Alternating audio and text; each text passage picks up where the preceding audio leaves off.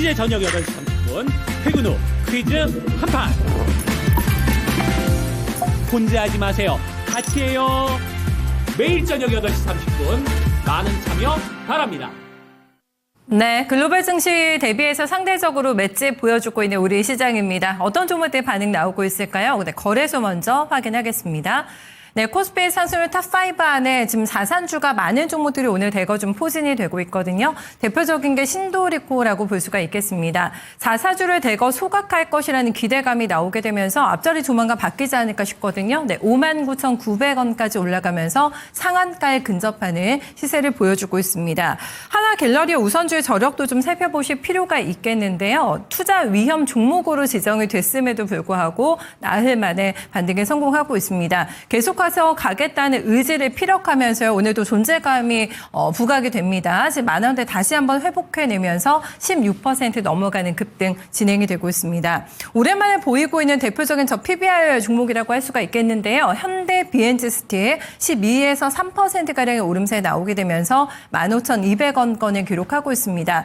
최근에 증시가 이제 5,000피를 넘나들게 되면서 너무 가격 부담이 있는 쪽보다는 더 올라온 쪽에서도 기회를 찾아보자라는 인식이 확산이 되고 있는데요. 그중에 좀 타겟팅이 되고 있는 종목들 체크해 보실 필요가 있겠습니다. 오늘 오랜만에 꿈틀거리고 있는 종목들 눈에 띄고 있는 상태고요. 일성 IS 같은 경우에는 장중에 상한가 내기도 했습니다. 윗골을 달면서 현재 구간에 강력한 시세 분출 이어지고 있고요. 대성산업도 오늘 좋습니다. 두 자릿수대 급등 나오게 되면서 시장을 크게 아웃퍼폼하는 눈길 나타나고 있습니다. 다음 거래소에서 밀려나고 있는 쪽 점검해 보겠습니다. 금과 은 가격의 하락, 귀금속 가격이 이제는 고점을 찍은 것일까 이런 생각을 좀 들게 하는 움직임이 나왔는데요. 특히 금보다는 은 가격의 폭락이 있었습니다. 30% 넘게 빠지면서 물론 그동안에 많이 올라왔기는 한데요. 차익 실현성 성격도 있을 것이고요. 금리에 대한 불안감 때문에 지금 귀금속 가격이 급격하게 하락하고 있습니다. 직격탄을 맞고 있는 종목이 오늘 고려아연이거든요. 현재 구간에 160만 원대 기록하면서 11% 넘게 주가 하락하고 있습니다. 오늘 하단 방어 여부 체크가 필요한 대표적인 종목이라고 볼 수가 있겠고요. LS가 오늘 또 빠지더라고요. 전반적으로 전력 관련된 인프라 쪽 오늘 좋지가 않습니다. 매수의 기회로 삼을 수 있을지는 잠시 후에 김영일 전문가의 코멘트 들어보시면 될 것 같고요. 현재 구간에 21만 원대 기록하고 있습니다. 화천기계 빠지고요. 영풍의 주가도 6% 넘게 조정받으면서 6만 원 선을 아슬아슬하게 방어해내고 있습니다. 네, 다음은 코스닥으로 넘어가 보도록 하겠습니다. 코스닥에서 오늘도 강하게 모멘텀 받으면서 올라오고 있는 상한가 종목들의 릴레이가 펼쳐지고 있는데요. 대표적으로 삼표 시멘트를 볼 수가 있겠습니다. 삼표 시멘트는 오늘 성수동 모멘텀이라고 할 수가 있겠는데요. 현재 성수동 쪽에 보유하고 있는 옛날 삼표 레미콘 부지를 활용해서 초고층 이제 주상복합으로 올라갈 거라는 기대감이 나타나고 있습니다. 어느 정도 절차도 진행이 된 상태라고 하는데요. 76층 높이기 때문에 서울에서 두 번째로 롯데월드 타워 다음으로 높이 올라갈 거라고 합니다. 부지도 굉장히 좋기 때문에 기대감이 나타나고 있는 건데요. 하지만 이게 뭔가 확실하게 정해지기 전까지는 아직까지는 리스크를 안고 있다는 분석도 함께 나오고 있는 상황입니다. 여튼간에 천일고속과 동양고속의 향기가 살짝 풍겨져 나오게 되면서요. 오늘 만원대 돌파가 진행이 되고 있는 모습이고요. A루트 같은 경우는 자체 스테이블코인이 사전 심사를 통과했다라는 뉴스가 나오자마자 상한가 직행하게 되면서 2,200원대에 기록하고 있습니다. BL팜텍은 언제쯤 실현하 싶게 지금 계속 올라가거든요. 투자 위험 예고가 나왔음에도 불구하고 지난달 22일부터 다 하루 제외하고는 계속해서 상한가 시세 이어지고 있는 상황입니다. 분자 접착제 진단과 관련된 모멘텀 받으면서 끝없는 상승 이어지고 있는 모습이고요. 상한가 내고 있는 인콘도 한번 체크해 보시고요. 네, 엔젠바이오도 상한가 근처까지 올라가면서 2,600원대에 주가 움직임 나타내고 있습니다. 약간 좀 불안해 보이는 시장 속에서 어떻게 맥을 잡고 움직일지 김영일 전문가 도움 받아보겠습니다. 전문가님 안녕하세요. 네, 반갑습니다. 김영일 전문가입니다. 네, 그래도 이 정도면 우리 시장 잘 버틴다라는 느낌을 좀 받고 있거든요. 네, 전문가님 어떻게 보고 계세요? 네, 뭐 일단은 변동성이 어느 정도 생겨날 수 있는 이 시기로 들어서는 거겠죠. 아무래도 이제 주말 동안에 여러 가지 이슈들이 나왔고 그에 대해서 현재 시장은 또 이 어느 정도 반영을 해 나가고 있는 것 같습니다. 일단 뭐 역시나 이제 가장 중요한 부분은 연준의 이제 새로운 의장이 케빈 워시로 지정이 된 부분이 있겠죠. 원래 이제 케빈 헤셋과 그다음에 케빈 워시 이 두 인물이 또 이 가장 유력한 후보로 꼽혔었잖아요. 그리고 시장은 케빈 헤셋이라는 이 인물 그러니까 워낙에 이 비둘기적인 인물이고 그에 따라서 앞으로 이 금리 인하 기대감이 시장에 그동안에 또 어느 정도는 분명하게 반영이 됐었습니다. 그런데 이번에 이 케빈 워시가 새로운 또 이제 의장으로 또 지정이 된 거죠. 자, 케빈 워시 같은 경우에는 원래 이제 알려진 걸로는 굉장히 이제 매파적인 사람입니다.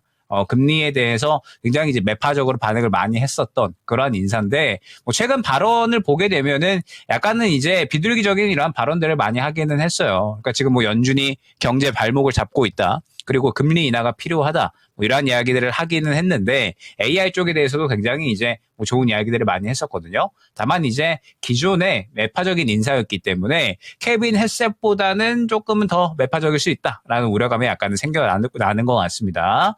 다만 이제 우리가 주목을 해야 되는 부분이 케빈 워시가 트럼프의 절친의 사위거든요. 그러니까 이제 한 60년 정도 된 친구의 사이라고 합니다. 그러다 보니까 뭐 이 부분을 봤을 때 뭐 결국에는 트럼프의 의도대로 금리 인하는 뭐 진행이 되지 않을까 저는 그렇게 이제 생각을 하고 있습니다. 다만 이제 이 케빈 워시가 지명이 되게 되면서 주말 동안에 뭐 알고 계시겠지만 은 가격이 엄청나게 폭락을 했잖아요. 케빈 워시가 지명됨에 따라서 이제 안전자산 쪽으로 또 이제 쏠리던 그런 물량들이 그동안 또 약간의 이 프리미엄이 좀 많이 붙어 있었던 건데 이 부분이 또 빠지게 되면서 굉장히 급락이 나왔습니다. 그러면서 뭐 당연하게도 이 마진콜에 대한 대비로 인해서 주식 현물 쪽의 물량이 약간은 빠져나가는 이런 움직임들이 나왔고 그에 따라서 시장이 또 어느 정도는 조정이 나오고 있다라고 봐야 될 것 같아요. 근데 뭐 이 부분이 뭐 지금 시장이 이제 본격적으로 또 조정으로 들어선다라는 느낌보다는 뭐 결국에는 시장의 변동성이 생겨나기 시작할 수 있는 지점, 그러니까 그동안에 잘 올라오다가 약간 한 템포 쉬어가면서 시장의 변동성이 나타날 수 있는 시점이다 정도로만 생각을 해주시면 좋을 것 같고, 결국에 이제 오늘 시장의 움직임을 보게 되면 상승률이 또 이제 눈에 띄는 게 에코프로 같은 이제 뭐 2000지 종목들이라든지 뭐 아니면 이제 뭐 로봇주들 이러한 종목들이 또 상승이 눈에 띄거든요. 그러니까 지금 시장에서 약간의 이제 이 변동성이 생겨날 수 있는 시기이기는 하지만 코스닥 활성화 정책에 대한 이 수요 심리는 여전히 활활 타오르고 있다라고 보고 있습니다. 그렇기 때문에 계속해서 이 코스닥 쪽에서의 포트 구성은 여전히 이어져야 된다 생각을 해주시면 될 것 같습니다. 네. 특히 오늘 반도체 움직임이 어떠려나 좀 주목을 했었는데 굉장히 강하게 과열차게 올라왔잖아요. 그랬던 쪽 중에 하나가 또 에코프로 그룹주가 되지 않을까 싶은데 빨간불을 켜내고 있는 상황입니다. 이거를 또 전문가님께서는 어떻게 해석을 해주실까요? 네, 뭐 그러니까 지금 삼성전자하고 SK하이닉스는 오늘 약간 쉬어갑니다. 삼성전자는 지금 그동안에 이제 활활 타오르다가 약간 이제 5일선 이탈하면서 지금 추세를 깰려나 싶은 이제 움직임이 나오고 있고, SK하이닉스 같은 경우에도 오늘 쉬어가죠. 근데 반면에 이제 에코프로 같은 경우에는 오늘 오히려 끌어올려줍니다. 그러니까 그동안에 설명을 드렸었던 부분이 지금 이 코스닥 중심의 2차 랠리가 펼쳐지고 있다라는 부분을 저번 주에 한번 설명을 드렸었잖아요. 코스피 쪽에서 SK하이닉스와 삼성전자가 그동안의 시장을 이끌어줬다라고 한다면 코스닥 활성화 정책으로 인해서 에코프로 그룹주들과 2차 전지가 시장을 또 이끌어주고 있다. 그러면서 에코프로 그룹주들이 큰형 역할을 해주고 있다. 이 코스피가 계속해서 상승이 나올 때 SK하이닉스와 삼성전자의 역할을 에코프로가 해주고 있다라는 부분을 또 말씀을 드렸었잖아요. 오늘 그러한 그림들이 그대로 나오고 있는 겁니다. 주말 동안에 미증시 흐름을 보게 되면 마이크론 테크놀로지가 또 꽤나 이제 하락이 나왔거든요. 물론 이제 추세가 깨졌다라고 보기는 힘들겠지만 반도체 쪽이 또 워낙 그동안에 상승이 많이 나왔었고 저번 주에도 한 차례 굉장히 가파르게 상승이 나왔기 때문에 이제 어느 정도는 이 차익 실현에 대한 심리도 슬슬 생겨날 수가 있는 구간이구나라는 부분을 우리가 고려를 하고 가야 된다라는 겁니다. 그러면 결국에는 현재 시장에서 우리가 이 주목을 해야 될 부분은 과연 어떠한 부분이냐라고 했을 때 결국 지금 시장에서 가장 최근에 나왔었고 가장 또 핫하게 떠올랐었던 이슈는 코스닥 활성화 정책인 거거든요. 그에 따라서 오늘 뭐 SK하이닉스와 삼성전자는 쉬어가고 있는 그런 움직임이 나오지만 지금 계속해서 이 2차 전지를 포함을 해서 코스닥 종목들이 전체적으로 흐름을 이끌고 있다라고 보시면 될 것 같습니다. 물론 지금 삼성전자와 SK하이닉스가 뭐 추세가 깨지거나 이런 건 아니잖아요. 결국에는 여전히 이 슈퍼사이클은 진행이 될 거기 때문에 추세를 추가적으로 더 끌어올릴 것이다라고 보고 있기는 하지만 현재 시장은 약간의 변동성이 생겨나는 와중에 있고 그러면서 가장 최근에 또 시장에서 뜨거웠었던 재료가 결국에는 코스닥 활성화 정책이기 때문에 이쪽에 조금 더 매기가 쏠릴 수밖에 없지 않을까라고 보고 있는 겁니다. 때문에 오늘 같은 시장에서 이제 2월 달이 새롭게 시작이 됐잖아요. 그렇기 때문에 준비를 어느 정도 또 해주셔야 되는 부분은 계속해서 이 코스닥 쪽에서 새롭게 또 이제 후발로 움직일 수 있는 쪽에 대한 집중을 또 끌어올리셔야 될 것 같아요. 그러니까 예를 들면은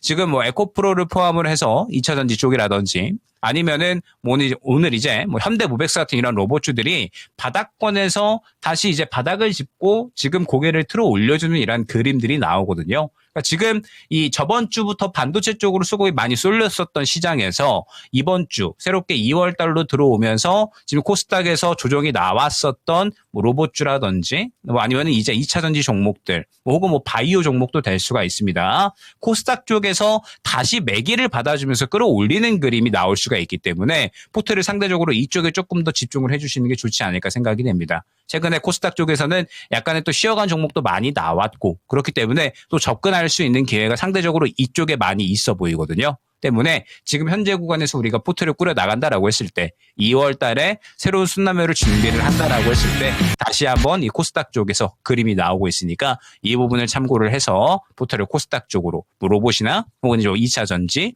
혹은 이제 뭐 바이오 이쪽으로 한번 포트를 꾸려 나가 보시면 좋을 것 같습니다. 네, 2월 달에 대한 큰 그림 잡는 데 많은 도움 되셨을 것 같아요. 말씀 고맙습니다.